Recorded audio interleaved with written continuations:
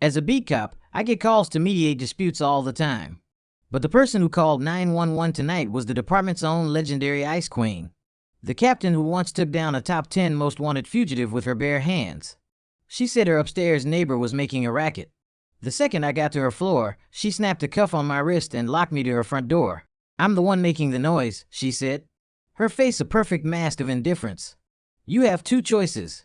1. I report you for obstruction of justice and assaulting an officer right now. 2. You become my boyfriend and help me deal with my mother, otherwise I start screaming." My brain blue screened. This woman was willing to frame herself and me just to get out a few blind dates. A week later, she picked the lock to my apartment, reeking of bourbon. In her left hand was my badge. In her right, a new set of keys. I bought the condo next door. She announced marriage or a career-ending reprimand. 3. I snapped to attention and threw her a sharp salute. "Reporting for duty, Captain." "I'm in." Our DMV photos would look great photoshopped together. We have that perfect couple glow. Dispatch to 1823. Report of a noise disturbance at the embankment lofts. Apartment 1702. Proceed to the location. I hopped on my department-issued scooter. The night wind whipping in my face as I made my way over.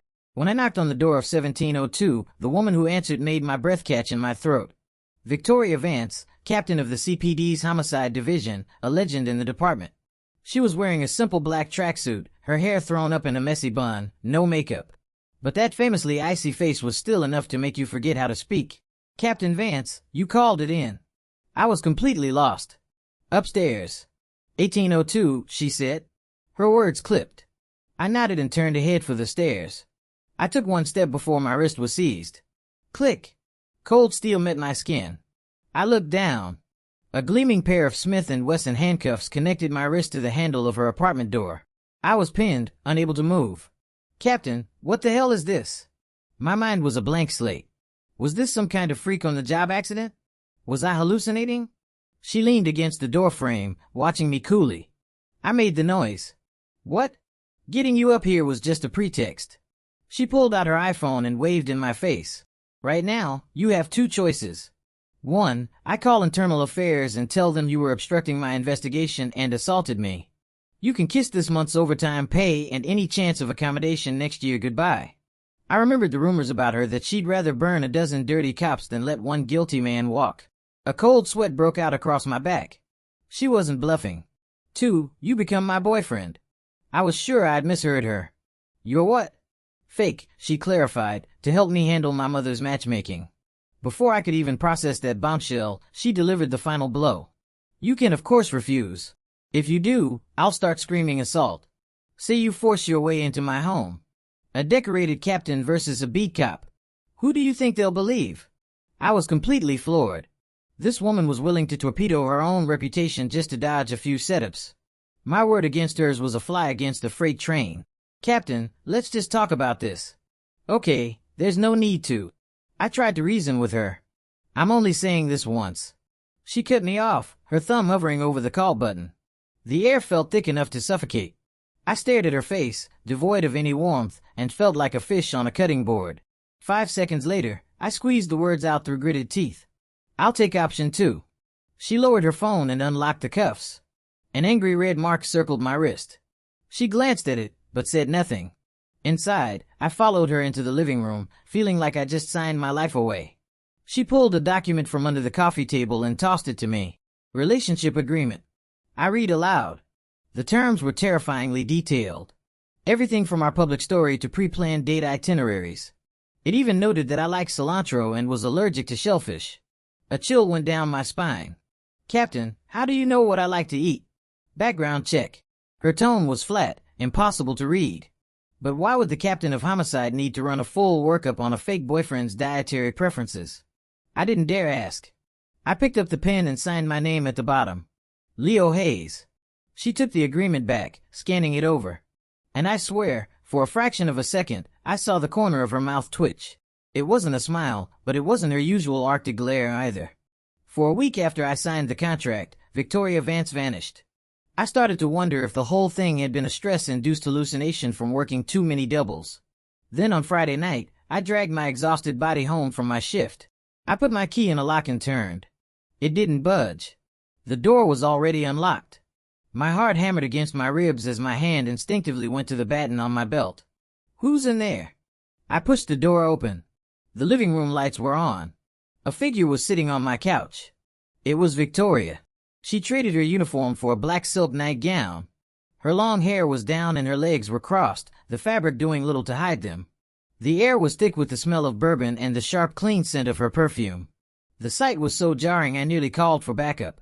Captain, what are you doing in my apartment? She didn't answer. Instead, she held up her left hand. She was holding my badge. Then, she raised her right hand, dangling a set of keys that jingled ominously. I bought the condo next door. She stood up and walked toward me, the clicks of her heels on the hardwood floor echoing my own frantic heartbeat. She stopped right in front of me, looking down at me with an authority that had nothing to do with her rank. Marriage or a reprimand that gets you fired and blacklisted from every precinct in the state. Her face was flushed from the alcohol, but her eyes were dangerously sharp. This wasn't a request. It was an order. My mind flashed with images of my career going up in flames. Dismissal, public disgrace, my dream of being a cop turning to ash. 3. She began to count down. My heels clicked together. I snapped to attention, throwing her the most regulation-perfect salute of my life. Reporting for duty, Captain. I'm in. My voice boomed, full of a desperate, manic energy. Our DMV photos would look great photoshopped together. We have that perfect couple glow. Victoria froze. Her countdown was broken. The wave of intimidation she'd been building now crashing into a wall of pure absurdity. A few seconds passed. Then she smiled. It was a tiny fleeting thing, but it was like seeing a glacier crack for the first time in 1,000 years. The bourbon had made her unsteady. She swayed slightly, her hand landing on my shoulder to steady herself. Her touch was warm, burning through the thin fabric of my shirt. I went completely rigid. Tomorrow, 9 a.m. City Hall. She pulled her hand away, her voice returning to its cool, detached tone. Bring your driver's license. With that, she took her new keys, turned, and walked into the apartment next door. The door clicked shut behind her. I stood there, the ghost of her scent hanging in the air, my brain a complete mess. From fake boyfriend to husband in 1 week. This was moving faster than a high-speed chase. The next morning at 8, I stood in front of the mirror, my birth certificate clutched in my hand, feeling like an idiot on his way to the gallows. But I went. Victoria was already waiting for me outside the courthouse. She was in a simple white blouse and jeans, no makeup. She looked better than anyone I'd ever seen. She saw me and gave a curt nod. You have your ID? Yeah. The whole process was a blur. Filling out forms, signing our names, giving thumbprints. When it was time for the photo, the clerk said, "Could you two move a little closer and try to smile?" I managed a pained grimace that was probably more terrifying than a frown.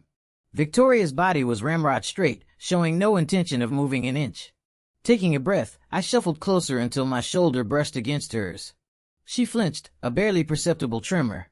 I glanced over and saw the tips of her ears had turned bright red. Click. The camera captured the moment. Holding a marriage certificate in my hand. Still felt like a dream. As we walked out of City Hall, Victoria tossed me a set of keys. Not for her new condo. For yours. You're living with me now. What? I sputtered. Why? I thought we were married. Couples don't live separately. What do you want my mother to think? She shot back with a cold glare. I shut my mouth. And so I moved. Her apartment was huge, decorated in minimalist black, white, and gray. It felt less like a home and more like a high-end furniture showroom. There was no warmth, no sign of a life lived. She pointed to a guest room next to the master bedroom. Your room. Then she walked in her bedroom and shut the door with a decisive click. I stared at the closed door, feeling like it was a physical representation of the wall between us. That night, I couldn't sleep. I wandered into the living room. The door to her study was ajar. On autopilot, I walked inside. An entire wall was lined with bookshelves filled with texts on criminal investigation and forensic psychology. In the corner of her desk, I saw a small locked wooden box.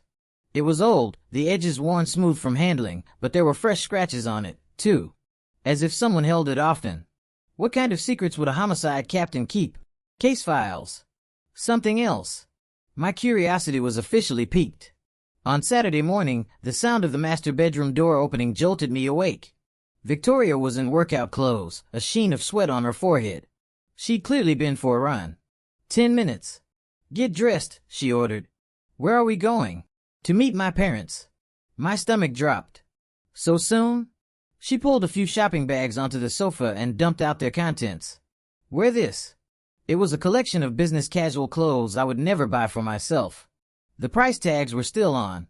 Dressed like a doll. I followed her to the car. The drive was tense. Halfway there, she handed me a tablet. Read this. I took it. On the screen was a document titled Leo Hayes Engagement Strategy V20. It contained detailed profiles of her parents, their personal histories, hobbies, personalities, common conversation topics, and a list of landmine subjects to avoid at all costs. The most insane part was the meticulously crafted persona for me. A humble beat cop from a blue-collar background, but driven, honest, and exceptionally competent. Deeply in love with Victoria, would marry no one else. My skin crawled as I read. This wasn't an agreement. It was a script. The Vance family lived in a gated community with intense security. In the living room, her mother, Eleanor, sat perfectly poised in a custom-tailored dress. Her expression as she looked me over was a cocktail of judgment and disdain. Her father, Richard, was more relaxed in a polo shirt. But the authoritative air of a retired deputy chief still clung to him. You must be Leo. Victoria tells us you're a patrolman. Eleanor began, her tone dripping with false sweetness. Yes, ma'am. Getting experience on the streets. It's such a difficult job, isn't it? And the pay isn't very high, I imagine. She took a delicate sip of her tea. I could feel my self-worth being ground into the expensive Persian rug. It's stable. Good benefits was all I could manage. Our Victoria has always been an overachiever. We expect her partner to be at the very least her equal in ambition and accomplishment. The message was crystal clear. You're not good enough for my daughter. I was speechless, reduced to an awkward, frozen smile. Victoria sat beside me, silent as a statue. Just when I thought I was about to suffocate, the doorbell rang. A man in a designer suit and gold-rimmed glasses walked in, carrying gift bags from a luxury brand. Eleanor, Richard, I just got back from Zurich. Brought you a little something. Preston Thorne. He was in the dossier, a young tech millionaire from an old money family. Eleanor's #1 choice for a son-in-law. He saw me, paused for a beat, then smiled with dawning comprehension. And who is this? Leo Hayes, my boyfriend.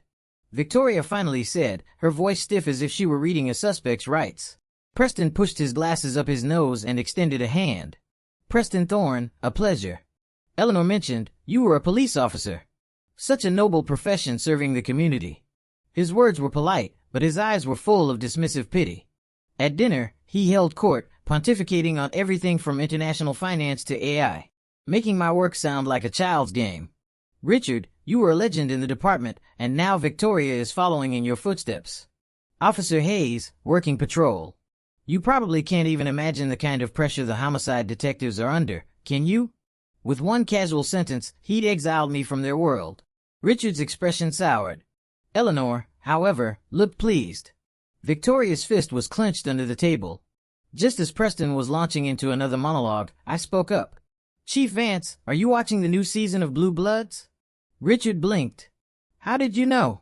There's a faint nicotine stain on the inside of your index and middle fingers, but the house doesn't smell of smoke. Which means you don't smoke inside. I saw the Netflix icon on your phone's home screen earlier, so I figured you're probably catching up on your tablet on the patio. The show is a huge hit with men your age, especially those with a background in law enforcement. I paused, then continued. But they got a detail wrong in the last episode. The audio recorder they used in the interrogation scene was decommissioned by most departments 3 years ago because of a data leak vulnerability. I elaborated, citing a few real-life cases I'd handled. Richard's eyes lit up.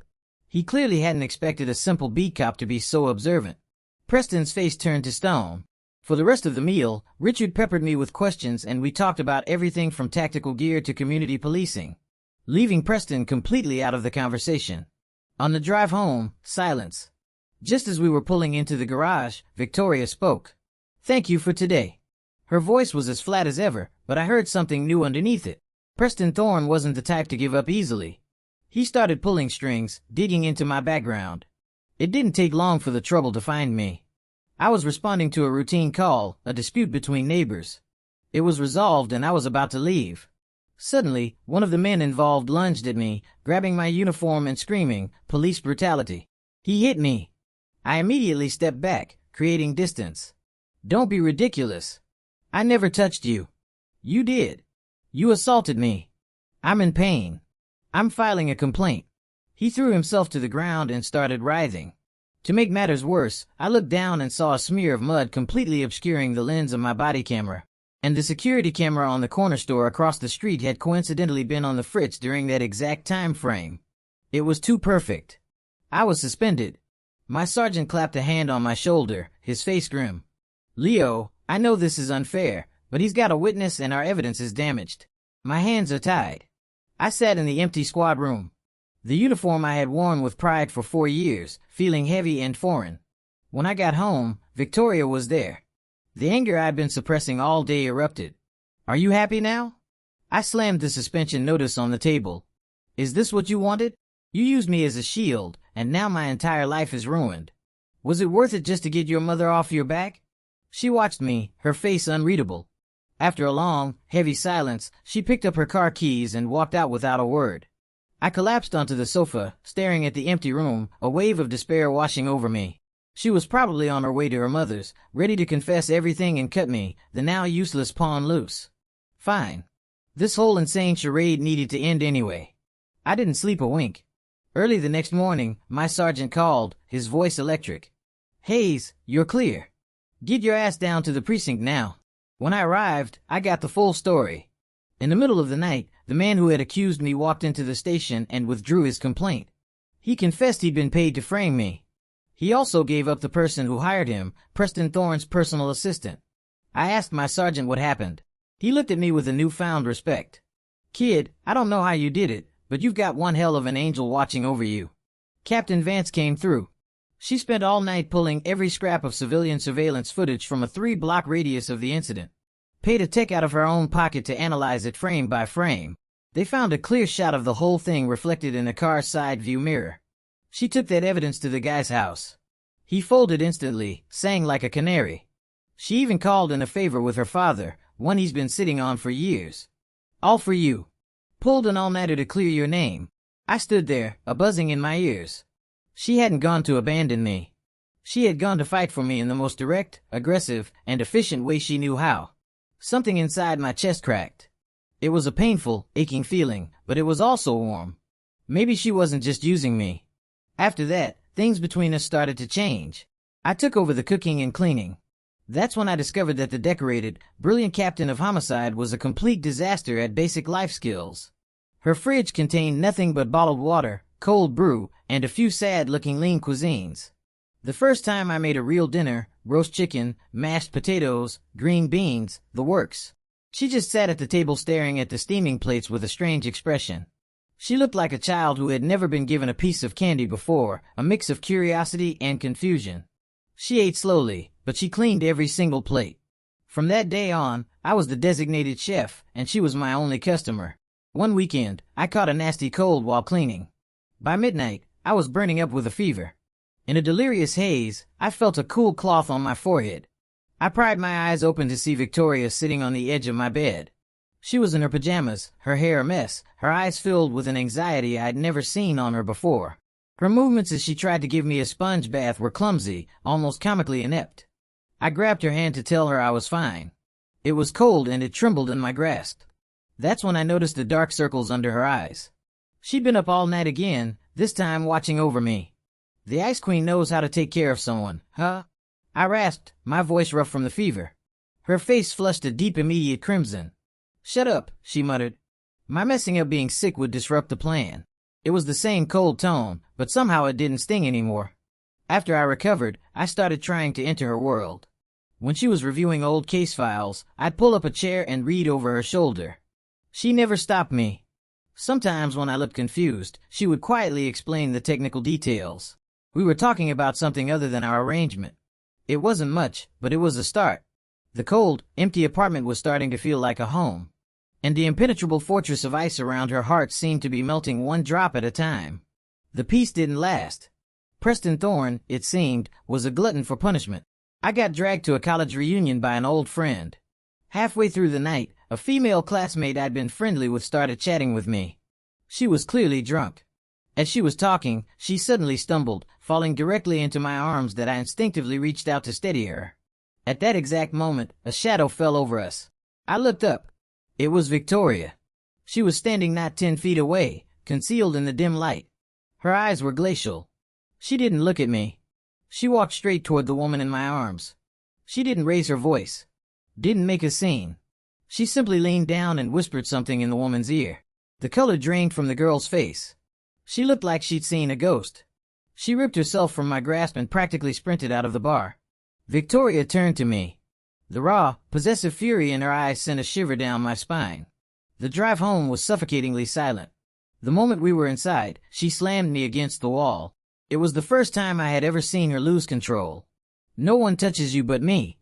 Her voice was a low, guttural growl. And then she kissed me. It was a punishment, rough, desperate, and utterly without skill. As if she were trying to consume me. But in her wild eyes, I saw something else flicker for a moment. Pure, undiluted fear. And in that instant, my own fear vanished. I didn't push her away. I raised my hands and clumsily wrapped them around her, patting her back gently. She froze. The frantic, punishing kiss stopped. Her body went slack against mine. Finally, she buried her face in my shoulder, and I could feel her whole body shaking like a wounded animal that had finally found a safe place to hide. After that night, a new unspoken dependency formed between us. She started keeping tabs on me, waiting up in the living room if I worked late. Her excuse was always the same. "Can't have you getting killed in the line of duty. It would ruin the plan." One day while she was away at a conference, I went back into her study. This time I had a mission.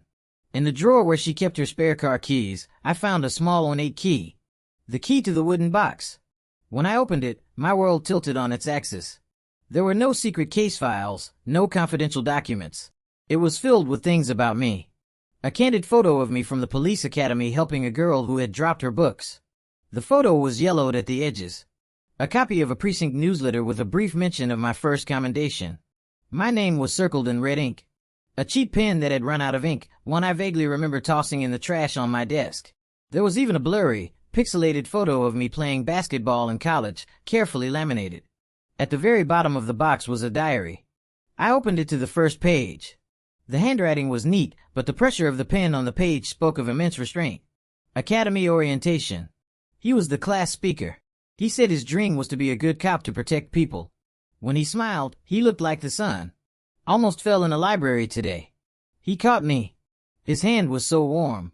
I didn't dare look at him, but I know my ears were burning. He graduated, assigned to the 18th district. I put in a transfer request to CPD headquarters. I just wanted to be closer to him. He threw away a pen. I took it from the trash. I feel like a stalker, but I can't stop myself. My mother is pushing another blind date on me. I hate it. I just want to reach out and grab him, even if it means getting burned. My hands were shaking as I turned the pages. It wasn't a setup. It was a hunt. From that day at the academy, I had been her target. All of her obsession, her control, her threats, it all stemmed from a secret. Years-long crush she never knew how to express. I looked at the photo of me helping that random girl with her books. And I remembered a flash of a girl with a stony face, but furiously red ears turning away from me. It had all been right there from the beginning.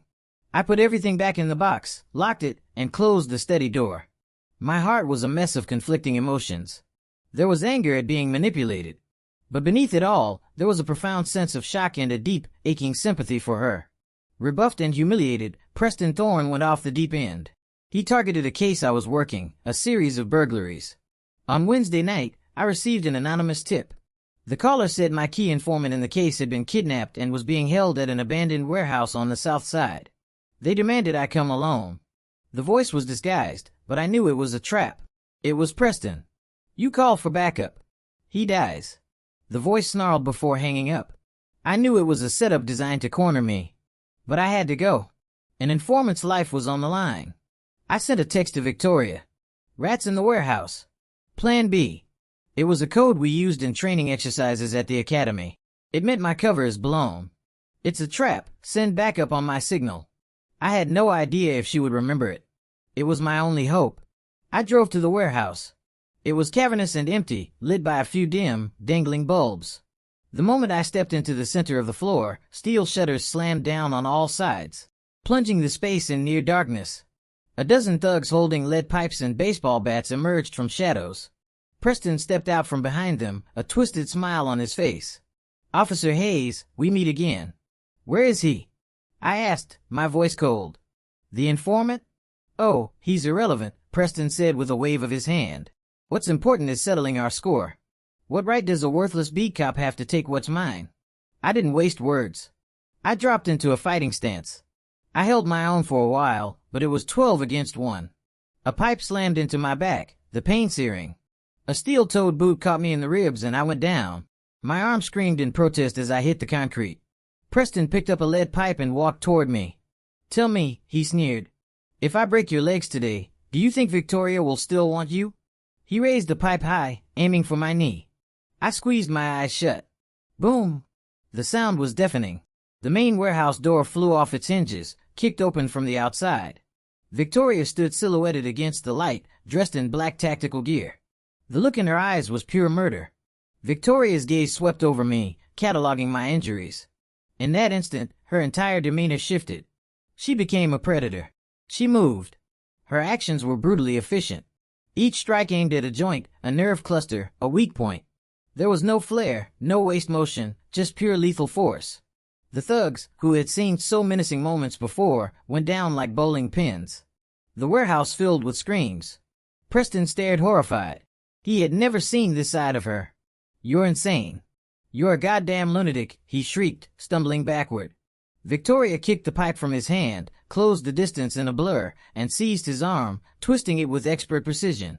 Crack! The sound of bones snapping echoed in the cavernous space. As Preston howled in agony, she planted a boot on his chest and pinned him to the floor. "Touching him," she said, her voice colder than a grave, "is 1,000 times worse than touching me." Just then, sirens wailed outside and backup flooded the warehouse. The officers who rushed in stopped dead in their tracks, stunned by the scene. Victoria ignored them all. She strode over to me, took off her jacket and draped it over my shoulders. Then, in front of 24 shocked colleagues, she bent down and scooped me up into her arms. "Tori," I managed, trying to squirm free. "Don't move," she commanded, her voice strained. She carried me past the stunned faces of my fellow officers and toward the waiting ambulance. Inside, she gripped my hand, her knuckles white, her strength threatening to crush my bones. I saw her shoulders shaking. A single hot drop of liquid landed on the back of my hand. A tear. She was crying. "Leo, you're not allowed to be seriously hurt." "That's an order," she choked out, her voice cracking. Showing me a vulnerability I never thought possible. My injuries weren't that bad. Mostly cuts and bruises that looked worse than they were. Lying in a hospital bed, I watched Victoria. She was trying to peel an apple for me. Her movements so clumsy she was butchering it. I decided it was time. From the pocket of my jeans, I pulled out the creased yellowed photo from the academy. The one I had taken from her box. "You know, for a top detective," I said it softly. "You were never very good at staying undercover." The knife in her hand froze. She looked up, her face pale, her eyes wide with the panic of a child whose most precious secret has just been discovered. Her first instinct was to bolt. She started to stand up. I grabbed her hand. "Don't go." I looked her straight in the eye. "Because the truth is, I've had a crush on you for just as long. Ever since you came back to the academy as a decorated detective to give a speech to our graduating class."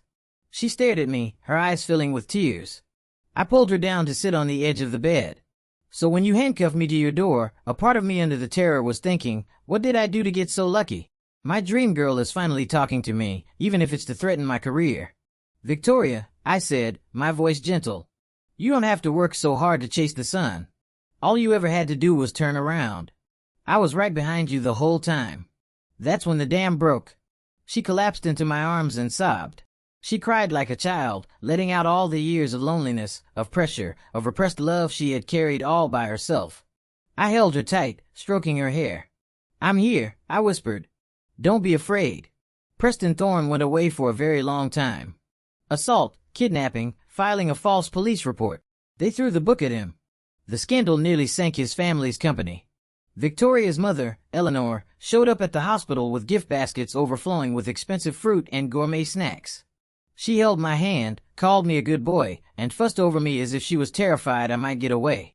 After I was discharged, Victoria became clingy. She was still a woman of few words, but her actions spoke volumes.